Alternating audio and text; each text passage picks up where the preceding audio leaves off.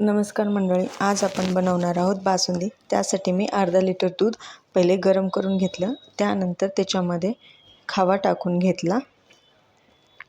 खवा टाकून झाल्यानंतर तुम्हाला जेवढ्या प्रमाणात गोड हवा आहे तेवढ्या प्रमाणामध्ये तुम्ही त्याच्यामध्ये साखर टाकू शकता।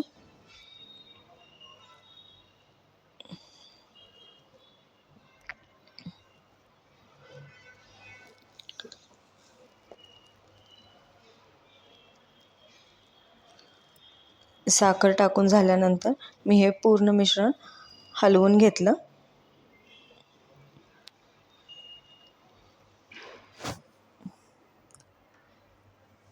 हे माझ्याकडून थोडंसं उतू गेलेलं आहे। त्यानंतर मी गॅस बंद केला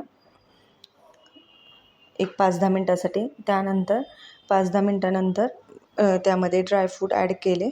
गॅस चालू करून पूर्णपणे ह्याच्यामध्ये आपण टाकलेला खवा मिक्स झालेला आहे।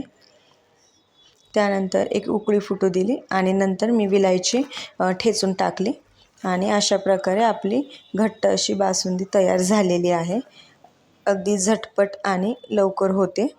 तुम्ही एकदा घरी नक्की ट्राय करा आणि प्लीज चॅनलला पण सबस्क्राईब करा। थँक्यू।